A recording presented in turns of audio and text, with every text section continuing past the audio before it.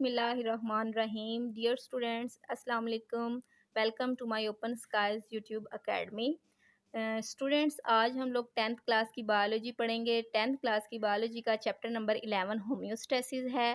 Homeostasis का आज हम लोग इंट्रोडक्शन पढ़ेंगे। होम्योस्टेसिस जो है ये ग्रीक वर्ड है जो कि दो वर्ड से मिलके बना हुआ है, homeo and stasis. Homeo mean same and stasis mean study, मतलब बिल्कुल बैलेंस में रखना। तो इसकी हम लोग प्रॉपर डेफिनेशन को डिस्कस पहले करते हैं कि डेफिनेशन क्या है कि बॉडी का जो इंटरनल इन्वायरमेंट है उसको बैलेंस रखना, इक्विलिब्रियम में रखना, चाहे आपका जो एक्सटर्नल इन्वायरमेंट है उसमें जो भी चेंजेस आ जाए। सिंपल सी इसकी डेफिनेशन है कि बॉडी की जो इंटरनल कंडीशन है उसको मेंटेन रखना, बैलेंस रखना as compare to external environment. कि एक्सटर्नल इन्वायरमेंट में जो भी चेंजेस आए लेकिन जो इंटरनल इन्वायरमेंट है उसको इक्विलिब्रियम में रखना क्या कहलाता है, होम्योस्टेसिस। जैसे कि इसके वर्ड के मीनिंग है, homeo mean same and stasis mean equilibrium. कि जो बॉडी का इंटरनल कंडीशंस हैं उनको हमने बैलेंस में रखना है as compare to external environment. इसकी एग्जाम्पल भी हम लोग देख लेते हैं। तो फर्स्ट एग्जाम्पल इसकी क्या है, ह्यूमन बॉडी का जो टेम्परेचर है वो हमेशा कितना रहेगा, 37 डिग्री ही रहता है। चाहे आपकी बॉडी के बाहर जो है वो हाई टेम्परेचर हो जाए चाहे लो हो जाए, लेकिन बॉडी का जो टेम्परेचर है, बेसिक टेम्परेचर, वो 37 डिग्री ही रहता है। तो इसकी दूसरी एग्जाम्पल क्या है, ग्लूकोज लेवल। कि आपकी बॉडी के अंदर ग्लूकोज लेवल का जो इक्विलिब्रियम पोजीशन है वो क्या है कि 1 ग्राम पर लीटर है। कि आपकी बॉडी के अंदर जो ग्लूकोज लेवल है वो 1 ग्राम पर लीटर ही रहता है। क्योंकि हम लोग जो है मील जो ले रहे हैं, हमारी मील मतलब जो हमारी फूड है, हमने खुराक खाई है, खाना खाया, उसमें बहुत सारे कार्बोहाइड्रेट्स हैं, लेकिन उसके बावजूद भी जो हमारी बॉडी है, हमारा जो ब्लड है वो क्या करता है, ग्लूकोज लेवल को मेंटेन रखता है, 1 ग्राम पर लीटर ही रहता है। क्योंकि हाई और लो जो है ग्लूकोज लेवल वो हमारी बॉडी को जो है वो हमारी बॉडी के लिए हार्मफुल होता है। तो ये जो है आपकी बॉडी का जो टेम्परेचर है ये किस लिए ज़रूरी है, एंजाइम की नॉर्मल फंक्शनिंग के लिए भी ये बहुत ज़्यादा ज़रूरी है। क्योंकि जो एंजाइम होते हैं वो ऑप्टिमम टेम्परेचर पर ही वर्क करते हैं।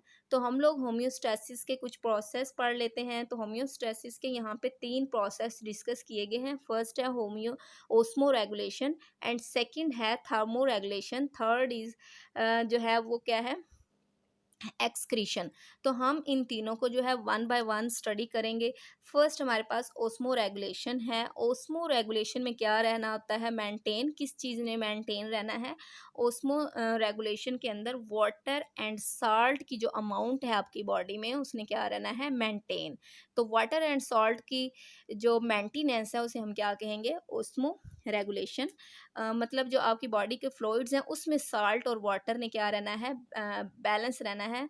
बॉडी फ्लूइड्स क्या हैं हमारे, ब्लड एंड टिश्यू फ्लूइड, जो टिश्यूज़ के अंदर फ्लूइड्स होते हैं उनके अंदर वाटर ने और साल्ट ने क्या रहना होता है, बैलेंस रहना होता है। इस प्रोसेस को क्या कहेंगे, osmo regulation.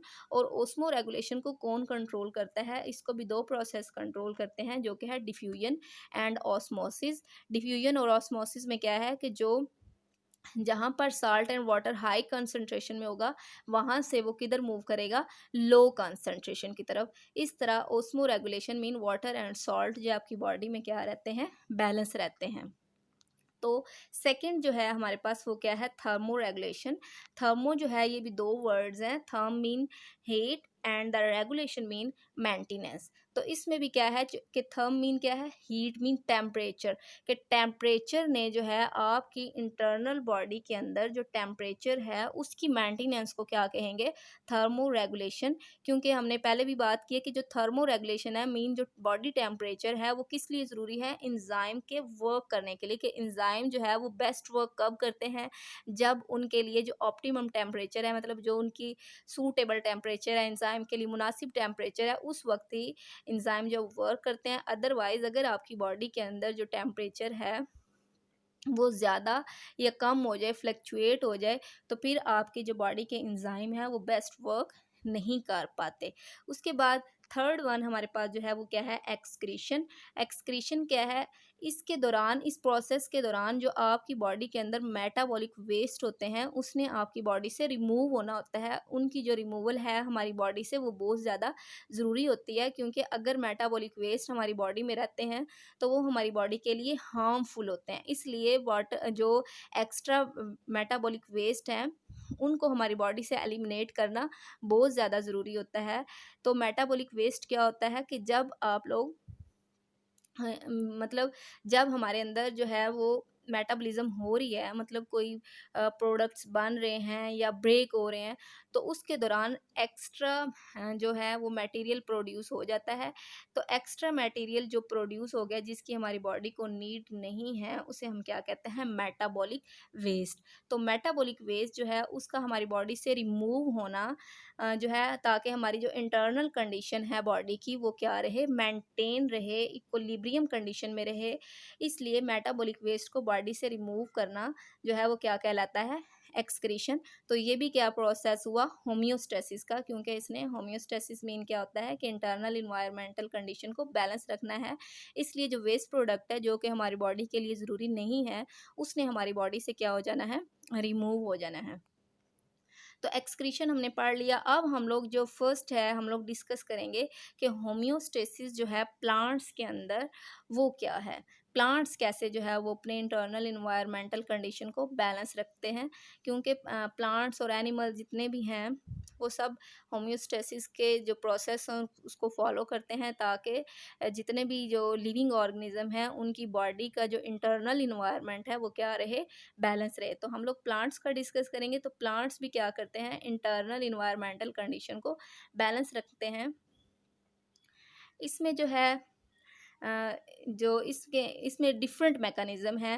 Plants different mechanism को फॉलो करता है अपनी बॉडी से एक्स्ट्रा मटेरियल को रिमूव करने के लिए। तो वो कौन से एक्स्ट्रा मटेरियल हैं, एक जो है एक्स्ट्रा वाटर को प्लांट कैसे रिमूव करते हैं, जो एक्स्ट्रा केमिकल्स हैं लाइक ऑक्सीजन हो गया, कार्बन डाइऑक्साइड हो गया, नाइट्रोजनियस वेस्ट मटेरियल हो गए, इन सब चीज़ों को प्लांट्स ने अपनी बॉडी से क्या करना है, एलिमिनेट करना है। तो हम इन सबको वन बाय वन डिस्कस कर लेते हैं। तो फर्स्ट जो है कि एक्स्ट्रा कार्बन डाइऑक्साइड और ऑक्सीजन को प्लांट जो है वो कैसे अपनी बॉडी से एलिमिनेट करते हैं, खारिज करते हैं, कैसे अपनी बॉडी से एक्स्ट्रा मटेरियल को निकाल कर अपनी बॉडी को मेंटेन रखते हैं, इंटरनल कंडीशन को। तो कार्बन डाइऑक्साइड और ऑक्सीजन के मैकेनिज्म को समझने के लिए आपको फोटोसिंथेसिस और रेस्पिरेशन के बारे में जानना ज़रूरी है। फोटोसिंथेसिस और रेस्पिरेशन जो है ये दोनों हमें पता है एक दूसरे के अपोजिट प्रोसेस हैं, क्योंकि फोटोसिंथेसिस के दौरान क्या होता है, कार्बन डाइऑक्साइड जो है वो यूटिलाइज होती है और ऑक्सीजन जो है वो रिमूव होती है। तो कार्बन डाइऑक्साइड जो यूटिलाइज हुई फोटोसिंथेसिस के दौरान और ऑक्सीजन रिमूव हुई, अब ये जो ऑक्सीजन रिमूव हुई है वो किस में यूटिलाइज हो जाएगी, सेलुलर रेस्पिरेशन में।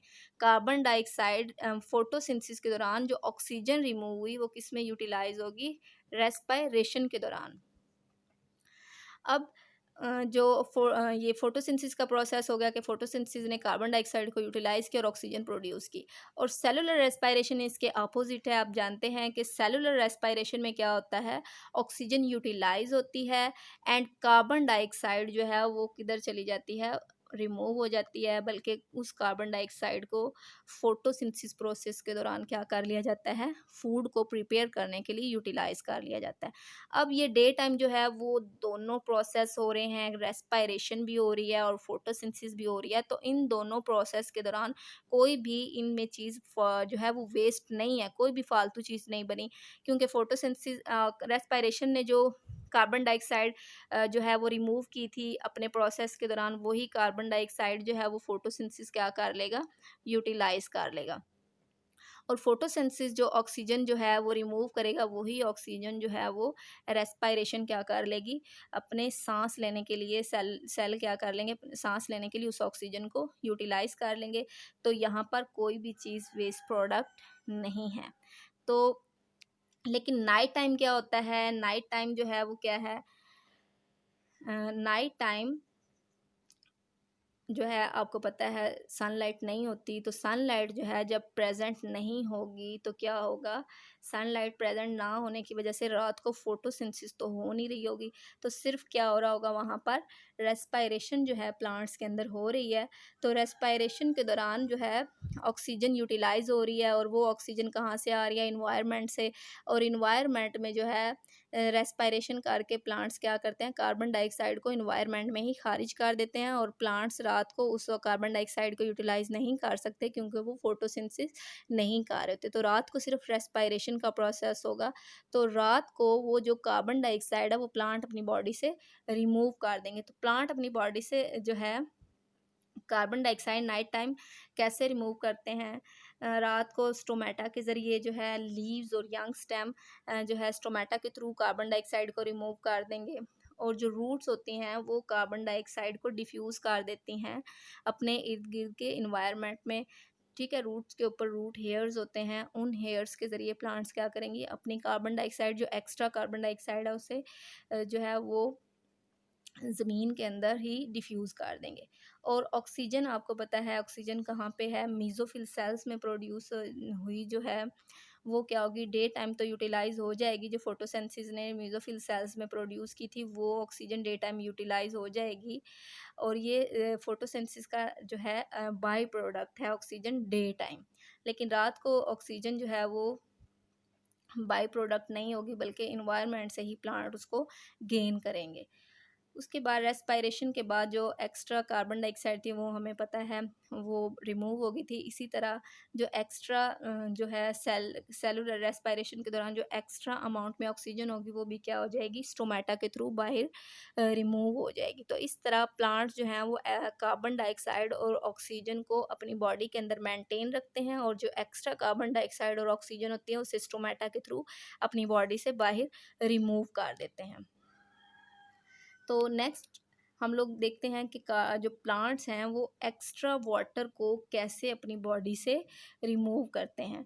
तो सबसे जो इम्पोर्टेंट मेन चीज़ है प्लांट्स के अंदर वो है इसके अंदर ट्रांसपायरेशन, कि प्लांट बॉडी जो है वो ट्रांसपायरेशन के थ्रू अपनी बॉडी से एक्स्ट्रा वाटर को रिमूव कर देते हैं। आप यहाँ पे देख रहे हैं कि जो रूट्स हैं वाटर क्या करता है, एब्जॉर्ब हो जाता है, रूट्स वाटर को एब्जॉर्ब कर लेती हैं और उसको लीव स्टेम के थ्रू लीव्स तक जो है उसको पहुंचा देती हैं। तो ये लीव्स के अंदर भी जो है वाटर जा रहा है, लेकिन लीव्स जो है, लीव की जो सरफेस है उस पर डायरेक्ट सनलाइट पड़ रही होती है, तो लीव की सरफेस से वाटर एक्स्ट्रा वाटर जो होता है वो एवेपोरेट हो जाता है। तो वाटर की जो सरफेस है, लीव्स की जो सरफेस है उससे वाटर की एवेपोरेशन को हम लोग क्या कहते हैं, ट्रांसपायरेशन। ये ट्रांसपायरेशन की डेफिनेशन है कि जो लीव सरफेस है उसकी जो लीव की सरफेस है उस वहाँ से वाटर जो है वो एवेपोरेट हो जाता है, मीन्स बुखारात बनकर उड़ जाता है। जब पानी जो है वो लीव्स की सरफेस से बुखारात बनकर उड़ जाएगा, इसे हम क्या कहेंगे, ट्रांसपायरेशन। तो प्लांट जो है वैसे भी अपने अंदर जो है काफ़ी ज़्यादा अमाउंट में वाटर को स्टोर रखता है अपने सेल्स की टर्जिडिटी के लिए, लेकिन फिर भी जो एक्स्ट्रा वाटर होता है वो प्लांट्स ने रिमूव करना ही होता है। वो किसके थ्रू करते हैं, ट्रांसपायरेशन प्रोसेस के थ्रू। और ये ट्रांसपायरेशन कब होती है, in the presence of sunlight. ठीक है, सनलाइट होगी तो ट्रांसपायरेशन होगी, अदरवाइज ट्रांसपायरेशन नहीं होगी। तो चूंकि आप जानते हैं स्टूडेंट्स के नाइट टाइम सनलाइट नहीं होती, तो रात को फिर जो है वो ट्रांसपायरेशन भी नहीं होती। फिर जो हाई हाई अमाउंट में जो वाटर है प्लांट के अंदर, प्लांट जो है वो सॉइल में उस वाटर को जो है कुछ कंटेंट को सॉइल में रिमूव कर देंगे रूट्स के थ्रू, और कुछ वाटर जो है वो जाइलम वेसल के अंदर जो है वो स्टोर हो जाएगा। और प्लांट के जो स्टोमेटा हैं वो भी नाइट टाइम क्या हो जाते हैं, क्लोज हो जाते हैं। तो जब स्टोमेटा क्लोज हो जाएंगे तो प्लांट जो है वो फिर अपने जो एक्स्ट्रा वाटर जो स्टोर हुआ हुआ है जाइलम वेसल्स में, प्लांट उनको जो है वो कैसे रिमूव करेगा, तो उसमें जो है कुछ ग्रासेस जो होती हैं वो अपनी उनके ऊपर स्पेशल पोर्स होते हैं ग्रासेस के ऊपर, और वो पोर्स जो हैं वो प्लांट उनकी जो लीफ होते हैं उसके एजिस पर मौजूद होते हैं। तो वो ड्रॉप्स की फॉर्म में आपने अक्सर देखा होगा, जो ग्रासेस हैं आप सुबह सुबह अगर देखें तो ग्रासेस की जो टिप्स हैं ऊपर बारीक बारीक एजिस हैं वहाँ पर आपको नज़र आएंगे वाटर के ड्रॉप्स। तो वाटर के ड्रॉप्स आप देखते हैं, तो ये जो ड्रॉप्स आप देख रहे हैं वाटर के, इनकी लीव्स की एजिस पर इस प्रोसेस को क्या कहा जाता है? गुटेशन। कि जो आपको वाटर के ड्रॉप्स नज़र आते हैं लीव्स की टिप्स पर, उसे हम क्या कहते हैं? गुटेशन।